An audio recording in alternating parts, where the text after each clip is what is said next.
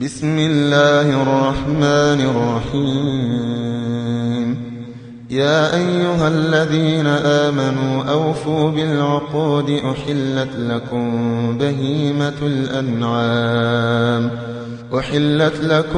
بهيمة الأنعام إلا ما يتلى عليكم غير محل الصيد وأنتم حرم،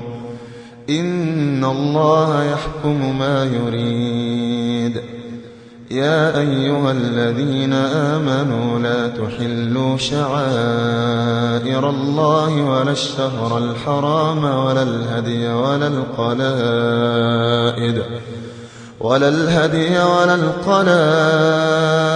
ولا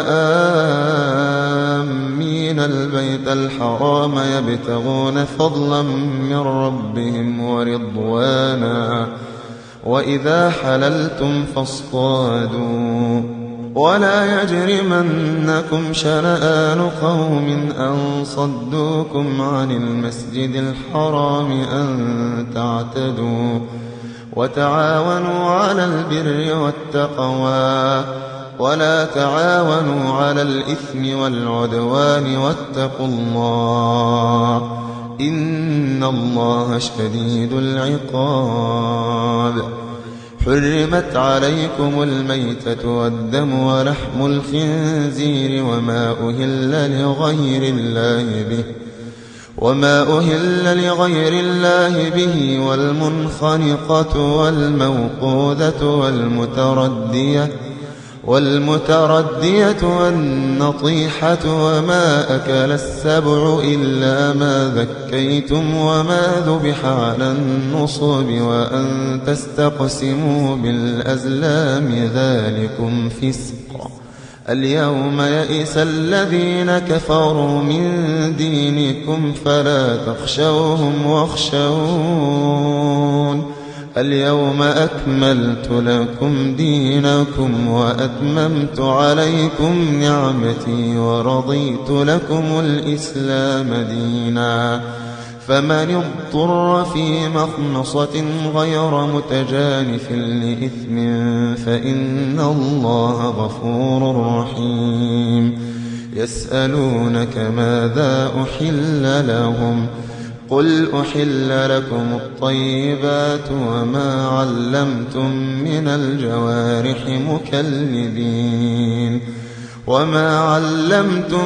الجوارح مكلبين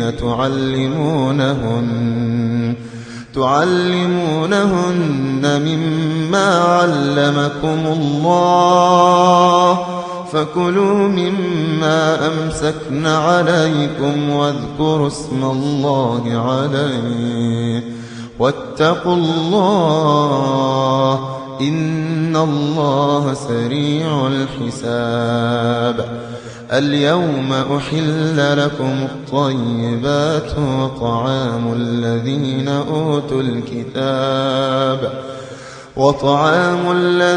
أوتوا الكتاب حل لكم وطعامكم حل لهم، والمحصنات من المؤمنات والمحصنات من الذين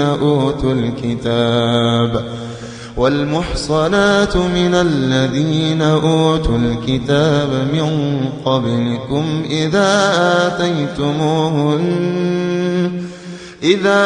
آتيتموهن أجورهن محصنين غير مسافحين ولا متخذي أخدان، ومن يكفر بالإيمان فقد حبط عمله وهو في الآخرة من الخاسرين. يا أيها الذين آمنوا إذا قمتم إلى الصلاة فاغسلوا وجوهكم وأيديكم إلى المرافق وامسحوا برؤوسكم وأرجلكم إلى الكعبين، وإن كنتم جنبا فاطهروا، وإن كنتم مرضى أو على سفر أو على سفر أو جاء أحد منكم من الغائط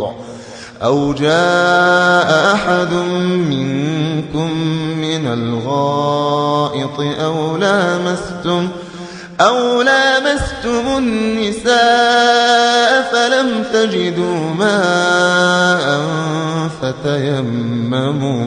فتيمموا صعيدا طيبا فامسحوا بوجوهكم وأيديكم منه ما يريد الله ليجعل عليكم من حرج ولكن يريد ليطهركم وليتم نعمته عليكم لعلكم تشكرون. واذكروا نعمة الله عليكم وميثاقه الذي واثقكم به إذ قلتم سمعنا وأطعنا واتقوا الله إن الله عليم بذات الصدور. يا أيها الذين آمنوا كونوا قوامين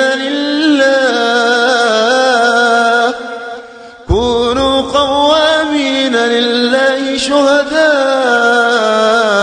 بالقسط ولا يجرمنكم شنآن قوم على ألا تعدلوا اعدلوا هو أقرب للتقوى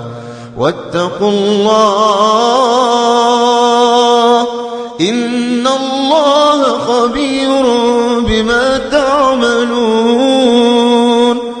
وعد الله الذين آمنوا وعملوا الصالحات لهم مغفرة وأجر عظيم.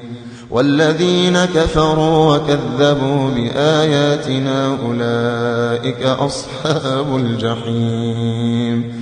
يا أيها الذين آمنوا اذكروا نعمة الله عليكم إذ هم قوم أن يبسطوا إليكم أيديهم فكف أيديهم عنكم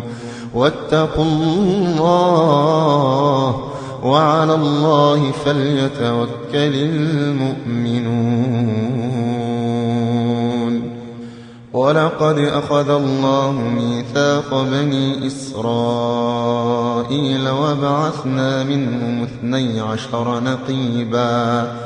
وقال الله إني معكم لئن أقمتم الصلاة وآتيتم الزكاة وآمنتم برسلي وعزرتموهم وأقرضتم الله قرضا حسنا لأكفرن عنكم سيئاتكم ولأدخلنكم جنات تجري من تحتها الأنهار فمن كفر بعد ذلك منكم فقد ضل سواء السبيل. فبما نقضهم ميثاقهم لعناهم وجعلنا قلوبهم قاسية يحرفون الكلم عن مواضعه ونسوا حظا مما ذكروا به ولا تزال تطلع على خائنة منهم إلا قليلا منهم فاعف عنهم واصفح إن الله يحب المحسنين. ومن الذين قالوا إنا نصارى أخذنا ميثاقهم فنسوا حظا مما ذكروا به فأغرينا بينهم العداوة والبغضاء إلى يوم القيامة وسوف ينبئهم الله بما كانوا يصنعون. يا أهل الكتاب قد جاءكم قد جاءكم رسولنا يبين لكم كثيرا مما كنتم تخفون من الكتاب ويعفو عن كثير. قد جاءكم من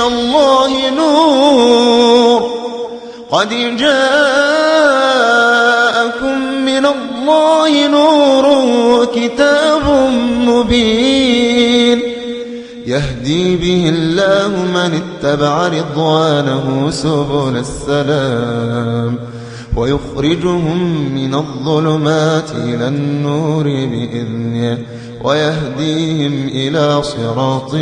مستقيم. لقد كفر الذين قالوا إن الله هو المسيح ابن مريم قل فمن يملك من الله شيئا إن أراد أن يهلك المسيح ابن مريم وأمه ومن في الأرض جميعا ولله ملك السماوات والأرض وما بينهما يخلق ما يشاء والله على كل شيء قدير. وقالت اليهود والنصارى نحن أبناء الله وأحباؤه قل فلم يعذبكم بذنوبكم بل أنتم بشر ممن خلق يغفر لمن يشاء ويعذب من يشاء ولله ملك السماوات والأرض وما بينهما وإليه المصير. يا أهل الكتاب قد جاءكم رسولنا يبين لكم على فترة من الرسل أن تقولوا ما جاءنا من بشير ولا نذير فقد جاءكم بشير ونذير والله على كل شيء قدير. وإذ قال موسى لقومه يا قوم اذكروا نعمة الله عليكم إذ جعل فيكم أنبياء وجعلكم ملوكا وآتاكم ما لم يؤت أحدا من العالمين. يا قوم ادخلوا الأرض المقدسة التي كتب الله لكم ولا ترتدوا على أدباركم فتنقلبوا خاسرين. قالوا يا موسى إن فيها قوما جبارين وإنا لن ندخلها حتى يخرجوا منها فإن يخرجوا منها فإنا داخلون. قال رجلان من الذين يخافون أنعم الله عليهم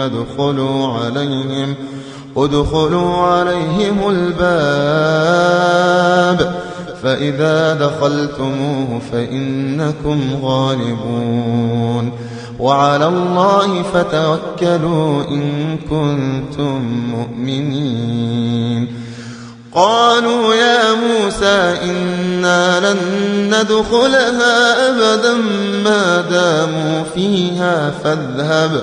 فاذهب أنت وربك فقاتلا إنا هاهنا قاعدون. قال رب إني لا أملك إلا نفسي وأخي فافرق بيننا وبين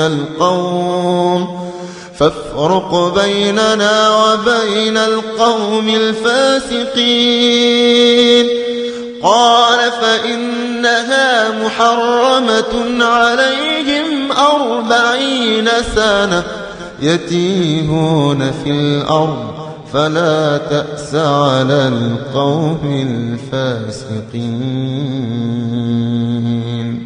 واتل عليهم نبأ ابني آدم بالحق إذ قربا قربانا فتقبل من أحدهما ولم يتقبل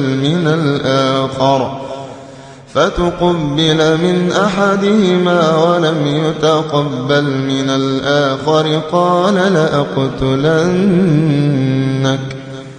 قال إنما يتقبل الله من المتقين. لئن بسطت إلي يدك لتقتلني ما أنا بباسط يدي إليك لأقتلك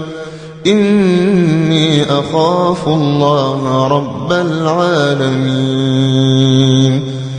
إني أريد أن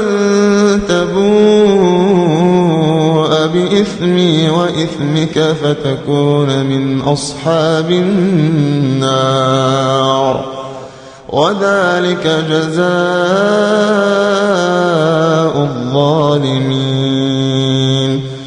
فطوعت له نفسه قتل أخيه فقتله فأصبح من الخاسرين.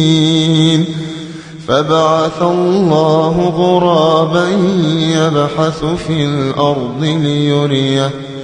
ليريه كيف يواري سوءة أخيه.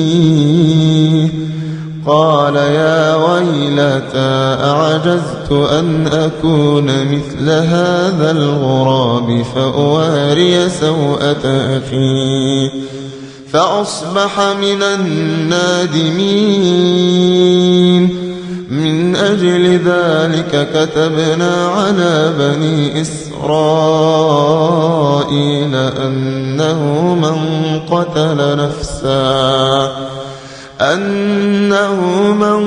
قتل نفسا بغير نفس أو فساد في الأرض فكأنما قتل الناس جميعا ومن أحياها فكأنما أحيا الناس جميعا. ولقد جاءتهم رسلنا بالبينات ثم إن كثيرا منهم بعد ذلك في الأرض لمسرفون. إنما جزاء الذين يحاربون الله ورسوله ويسعون في الأرض فسادا أن يقتلوا أو يصلبوا أو تقطع أيديهم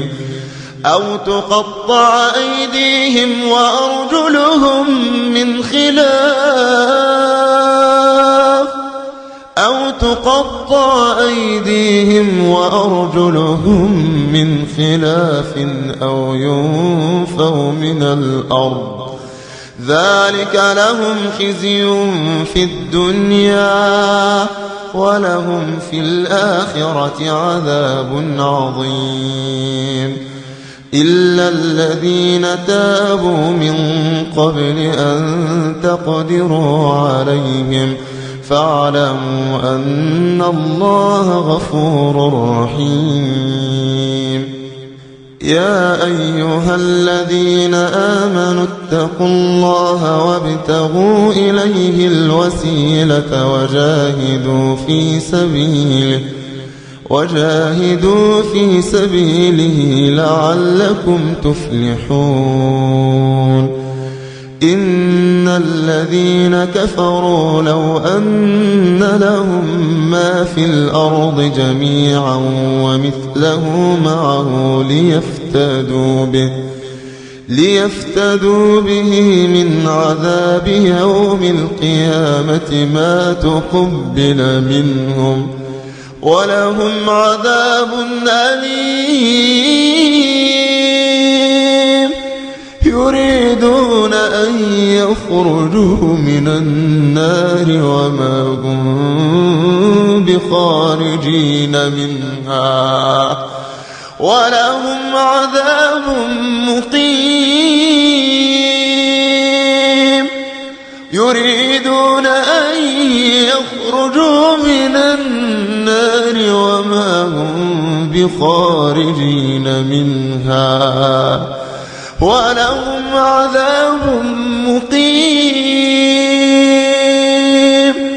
والسارق والسارقة فاقطعوا أيديهما جزاء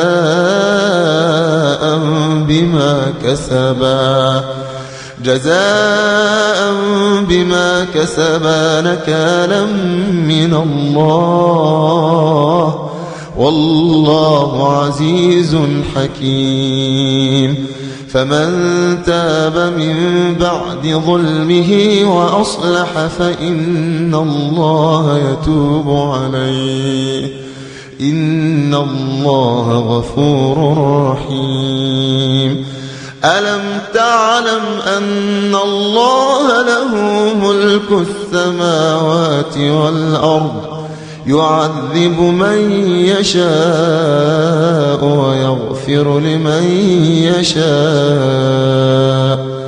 والله على كل شيء قدير. يا أيها الرسول لا يحزنك الذين يسارعون في الكفر من الذين قالوا آمنا بأفواههم ولم تؤمن قلوبهم ومن الذين هادوا سماعون للكذب سماعون لقوم آخرين لم يأتوك يحرفون الكلم من بعد مواضعه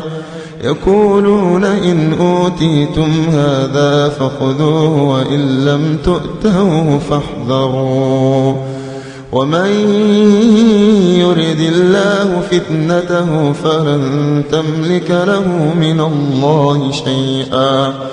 أولئك الذين لم يرد الله أن يطهر قلوبهم لهم في الدنيا خزي ولهم في الآخرة عذاب عظيم. سماعون للكذب أكالون للسحت فإن جاءوك فاحكم بينهم أو أعرض عنهم وإن تعرض عنهم فلن يضروك شيئا وإن حكمت فاحكم بينهم بالقسط إن الله يحب المقسطين. وكيف يحكمونك وعندهم التوراة فيها حكم الله ثم يتولون من بعد ذلك وما أولئك بالمؤمنين. إنا أنزلنا التوراة فيها هدى ونور يحكم بها النبيون الذين أسلموا للذين هادوا والربانيون والأحبار بما استحفظوا من كتاب الله وكانوا عليه شهداء فلا تخشوا الناس واخشوني ولا تشتروا بآياتي ثمنا قليلا ومن لم يحكم بما أنزل الله فأولئك هم الكافرون. وكتبنا عليهم فيها أن النفس بالنفس والعين بالعين والأنف بالأنف والأذن بالأذن والسن بالسن والسن بالسن والجروح قصاص، فمن تصدق به فهو كفارة له. ومن لم يحكم بما أنزل الله فأولئك هم الظالمون. وقفينا على آثارهم بعيسى ابن مريم مصدقا لما بين يديه من التوراة وآتيناه الإنجيل فيه هدى ونور ومصدقا لما بين يديه من التوراة وهدى وموعظة للمتقين.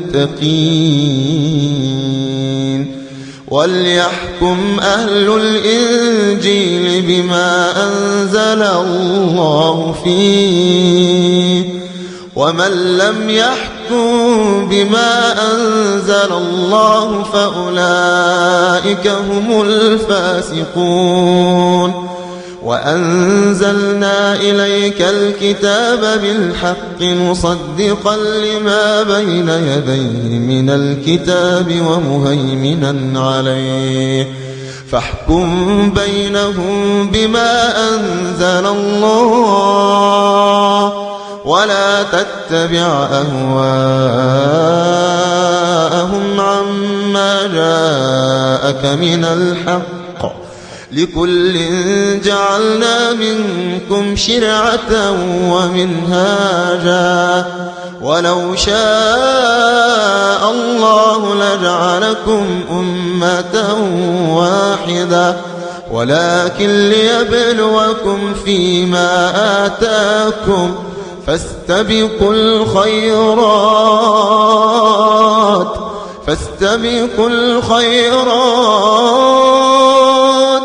إلى الله مرجعكم جميعا فينبئكم بما كنتم فيه تختلفون. وأن احكم بينهم بما أنزل الله، ولا تتبع أهواءهم واحذرهم أن يفتنوك عن بعض ما أنزل الله إليك. فإن تولوا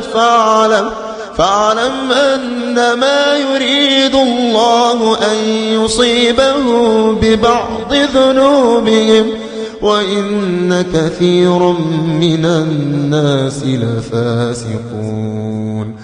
أفحكم الجاهلية يبغون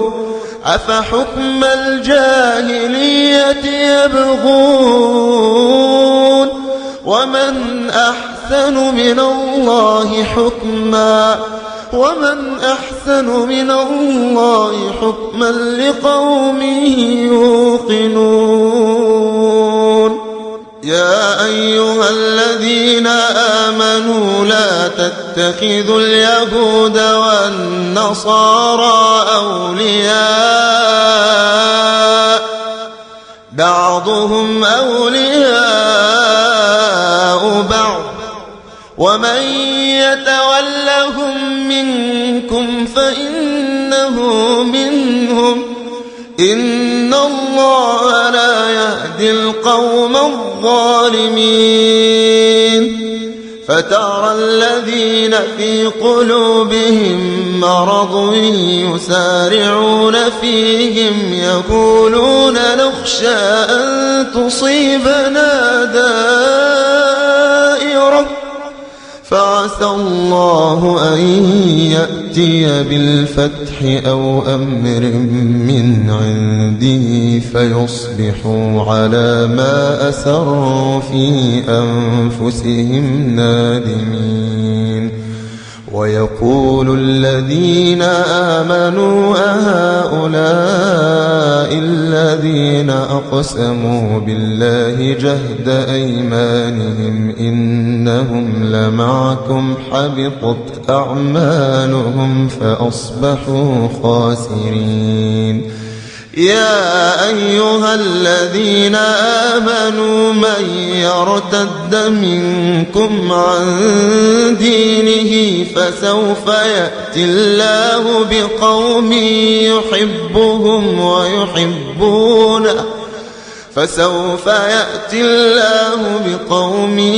يحبهم ويحبونه أذلة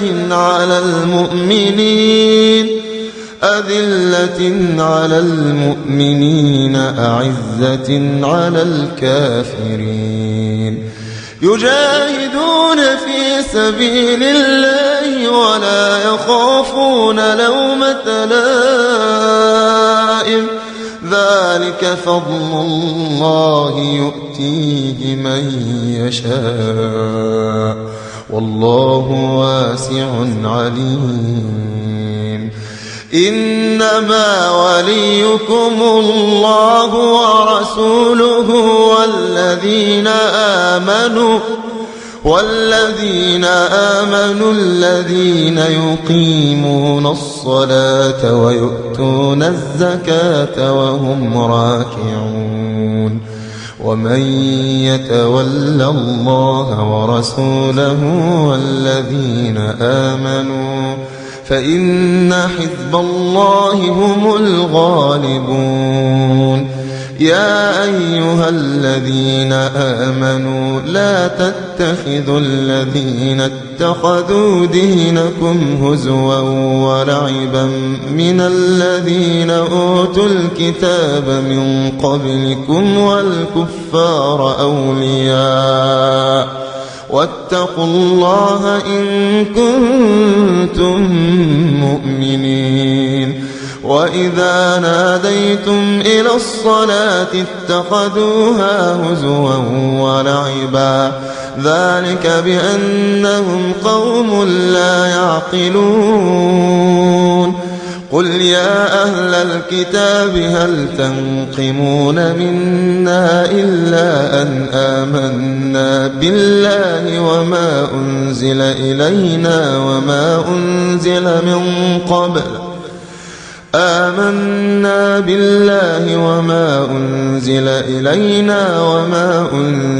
من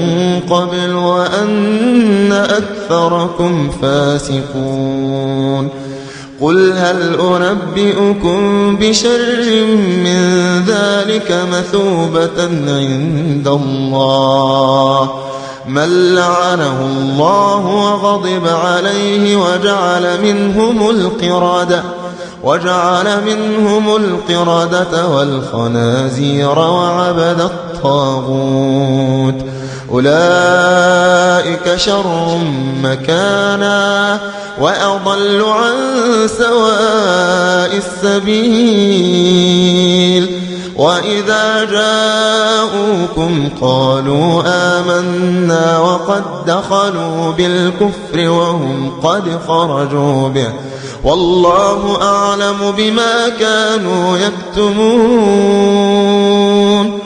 وترى كثيرا منهم يسارعون في الإثم والعدوان وأكلهم السحت لبئس ما كانوا يعملون. لولا ينهاهم الربانيون والأحبار عن قولهم الإثم وأكلهم السحت لبئس ما كانوا يصنعون. وقالت اليهود يد الله مغلولة غلت أيديهم ولعنوا بما قالوا بل يداه مبسوطتان ينفق كيف يشاء وليزيدن كثيرا منهم ما أنزل إليك من ربك طغيانا وكفرا وألقينا بينهم العداوة والبغضاء إلى يوم القيامة كلما أوقدوا نارا للحرب أطفأها الله ويسعون في الأرض فسادا والله لا يحب المفسدين ولو أن أهل الكتاب آمنوا واتقوا لكفرنا عنهم سيئاتهم ولأدخلناهم جنات النعيم ولو أنهم أقاموا التوراة والإنجيل وما أنزل إليهم من ربهم لأكلوا من فوقهم ومن تحت أرجلهم منهم أمة مقتصدة وكثير منهم ساء ما يعملون يا أيها الرسول بلغ ما أنزل إليك من ربك وإن لم تفعل فما بلغت رسالته والله يعصمك من الناس إن الله لا يهدي القوم الكافرين قل يا أهل الكتاب لستم على شيء حتى تقيموا التوراة والإنجيل وما أنزل إليكم من ربكم وليزيدن كثيرا منهم ما أنزل إليك من ربك طغيانا وكفرا فلا تأس على القوم الكافرين إن الذين آمنوا والذين هادوا والصابئون والنصارى من آمن بالله واليوم الآخر وعمل صالحا فلا خوف عليهم ولا هم يحزنون لقد أخذنا ميثاق بني إسرائيل وأرسلنا إليهم رسلا كلما جاءهم رسول بما لا تهوى أنفسهم فريقا كذبوا وفريقا يقتلون وحسبوا ألا تكون فتنة فعموا وصموا ثم عموا وصموا كثير منهم والله بصير بما يعملون لقد كفر الذين قالوا إن الله هو المسيح ابن مريم وقال المسيح يا بني إسرائيل اعبدوا الله ربي وربكم إنه من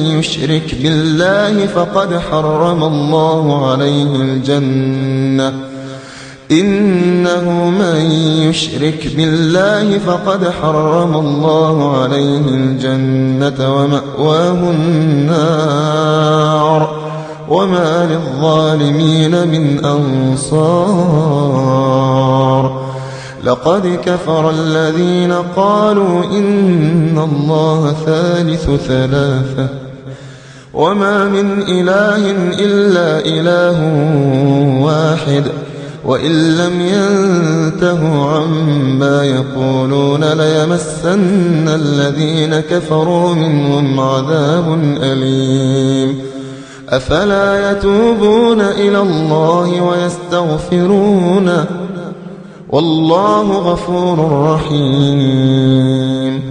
ما المسيح ابن مريم إلا رسول قد خلت من قبله الرسل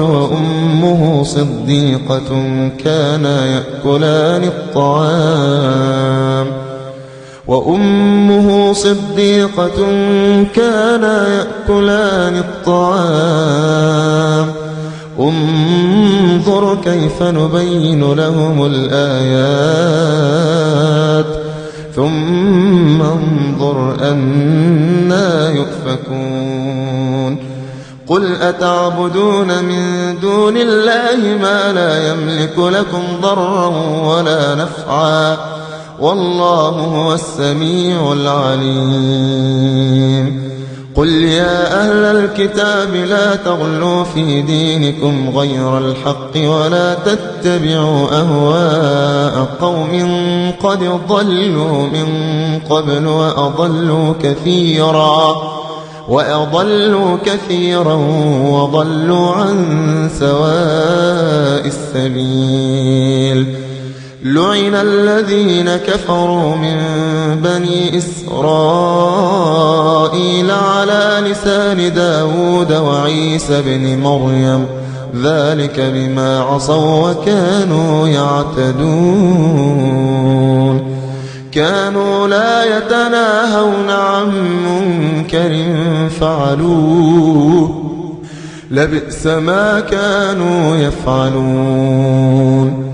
ترى كثيرا منهم يتولون الذين كفروا لبئس ما قدمت لهم أنفسهم أن سخط الله عليهم وفي العذاب هم خالدون ولو كانوا يؤمنون بالله والنبي وما أنزل إليه ما اتخذوهم أولياء ولكن كثيرا منهم فاسقون لتجدن أشد الناس عداوة للذين آمنوا اليهود والذين أشركوا ولتجدن أقربهم مودة للذين آمنوا الذين قالوا إنا نصارى ذلك بأن منهم قسيسين ورهبانا وأنهم لا يستكبرون وإذا سمعوا ما أنزل إلى الرسول ترى أعينهم تفيض من الدمع مما عرفوا من الحق يقولون ربنا آمنا فاكتبنا مع الشاهدين وما لنا لا نؤمن بالله وما جاءنا من الحق ونطمع أن يدخلنا ربنا مع القوم الصالحين فأثابهم الله بما قالوا جنات تجري من تحتها الأنهار خالدين فيها وذلك جزاء المحسنين والذين كفروا وكذبوا بآياتنا أولئك أصحاب الجحيم يا أيها الذين آمنوا لا تحرموا طيبات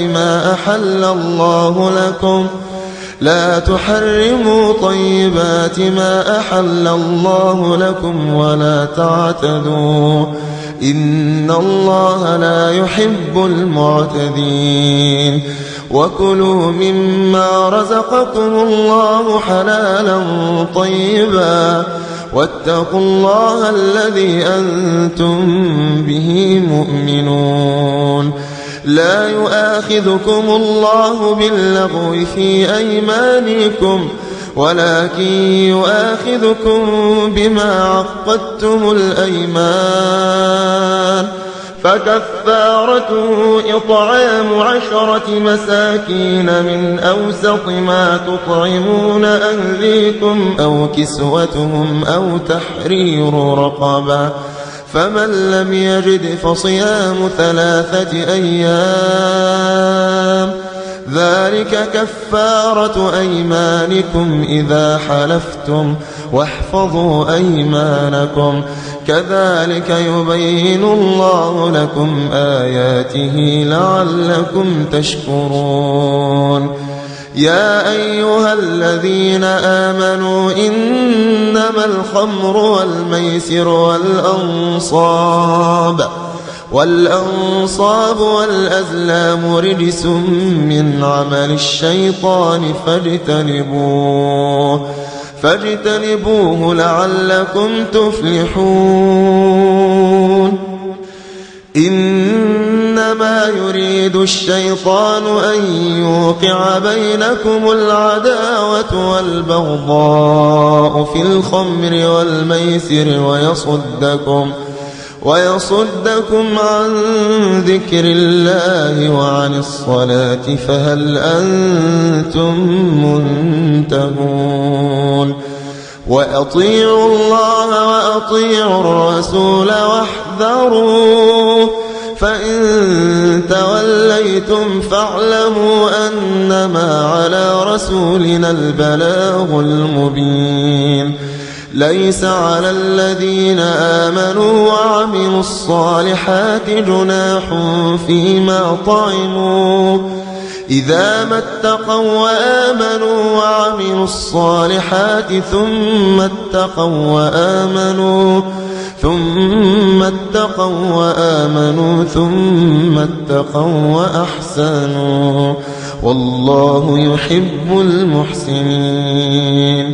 يا أيها الذين آمنوا ليبلونكم الله بشيء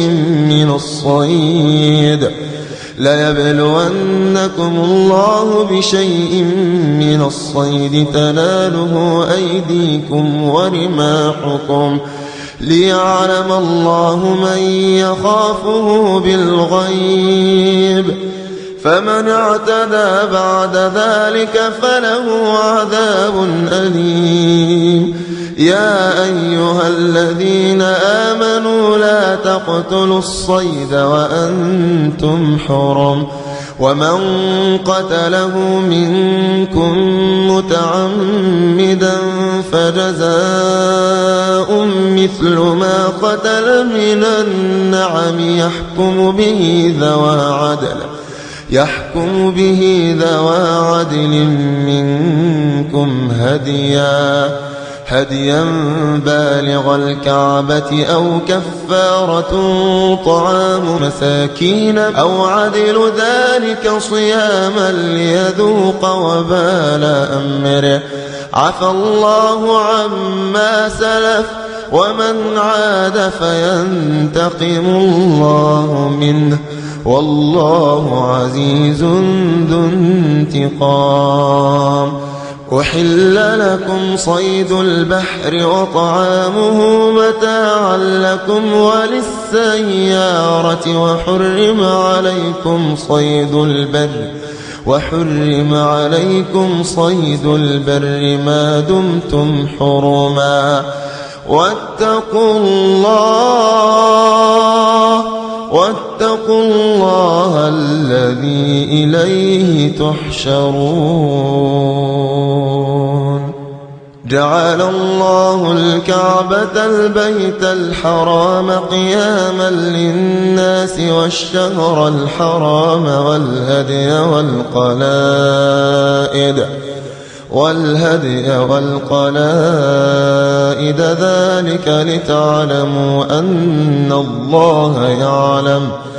ذلك لتعلموا أن الله يعلم ما في السماوات وما في الأرض وأن الله بكل شيء عليم اعلموا أن الله شديد العقاب وأن الله غفور رحيم ما على الرسول إلا البلاغ والله يعلم ما تبدون وما تكتمون قل لا يستوي الخبيث والطيب ولو أعجبك كثرة الخبيث فاتقوا الله يا أولي الألباب لعلكم تفلحون يا أيها الذين آمنوا لا تسألوا عن أشياء إن تبد لكم تسؤكم وإن تسألوا عنها حين ينزل القرآن تبد لكم عفى الله عنها والله غفور حليم. قد سألها قوم من قبلكم ثم أصبحوا بها كافرين. ما جعل الله من بحيرة ولا سائبة ولا وصيلة ولا حام ولكن الذين كفروا يفترون على الله الكذب وأكثرهم لا يعقلون. وإذا قيل لهم تعالوا إلى ما أنزل الله وإلى الرسول قالوا حسبنا ما وجدنا عليه آباءنا أولو كان آباؤهم لا يعلمون شيئا ولا يهتدون. يا أيها الذين آمنوا عليكم أنفسكم لا يضركم من ضل إذا اهتديتم إلى الله مرجعكم جميعا فينبئكم بما كنتم تعملون. يا أيها الذين آمنوا شهادة بينكم إذا حضر أحدكم الموت حين الوصية اثنان ذوى عدل منكم أو آخران من غيركم إن أنتم ضربتم في الأرض فأصابتكم مصيبة الموت تحبسونهما من بعد الصلاة فيقسمان بالله إن ارتبتم لا نشتري به ثمنا ولو كان ذا قربى ولا نكتم شهادة الله إنا إذا لمن الآثمين. فإن عثر على أنهما استحقا إثما فآخران يقومان مقامهما من الذين استحق عليهم الأوليان فيقسمان بالله لشهادتنا أحق من شهادتهما وما اعتدينا إنا إذا لمن الظالمين. ذلك أدنى أن يأتوا بالشهادة على وجهها أو يخافوا أن ترد أيمان بعد أيمانهم واتقوا الله واسمعوا والله لا يهدي القوم الفاسقين. يوم يجمع الله الرسل فيقول ماذا أجبتم قالوا لا علم لنا إنك أنت علام الغيوب. إذ قال الله يا عيسى ابن مريم اذكر نعمتي عليك وعلى والدتك إذ أيدتك بروح القدس تكلم الناس في المهد وكهلا وإذ علمتك الكتاب والحكمة والتوراة والإنجيل وإذ تخلق من الطين كهيئة الطير بإذني فتنفخ فيها فتكون طيرا بإذني وتبرئ الأكمه والأبرص بإذني وإذ تخرج الموتى بإذني وإذ كففت بني إسرائيل عنك إذ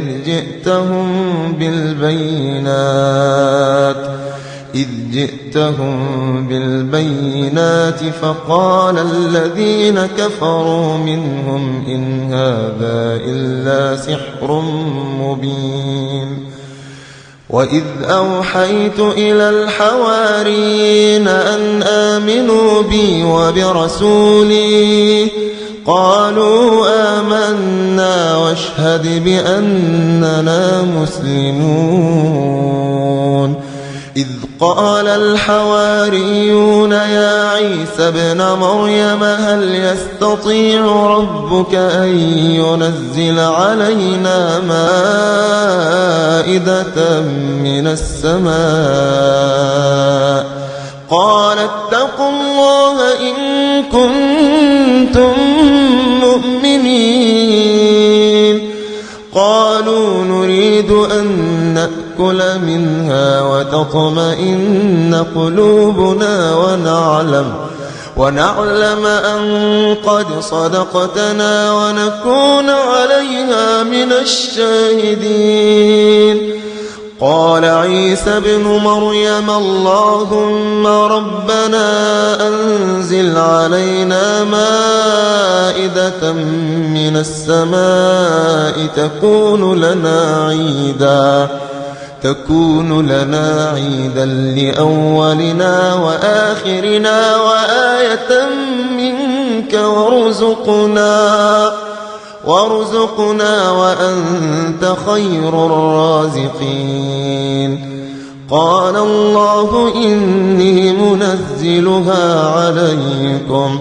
فمن يكفر بعد منكم فإني أعذبه عذابا لا أعذبه أحدا من العالمين وإذ قال الله يا عيسى ابن مريم أأنت قلت للناس اتخذوني وأمي إلهين من دون الله قال سبحانك ما يكون لي أن أقول ما ليس لي بحق إن كنت قلته فقد علمته تعلم ما في نفسي ولا أعلم ما في نفسك إنك أنت علام الغيوب ما قلت لهم إلا ما أمرتني به أن اعبدوا الله ربي وربكم وكنت عليهم شهيدا ما دمت فيهم فلما توفيتني كنت أنت الرقيب عليهم وأنت على كل شيء شهيد إن تعذبهم فإنهم عبادك وإن تغفر لهم فإنك أنت العزيز الحكيم قال الله هذا يوم ينفع الصادقين صدقهم لهم جنات تجري من تحتها الأنهار خالدين فيها أبدا رضي الله عنهم ورضوا عنه ذلك الفوز العظيم لله ملك السماوات والأرض وما فيهن وهو على كل شيء قدير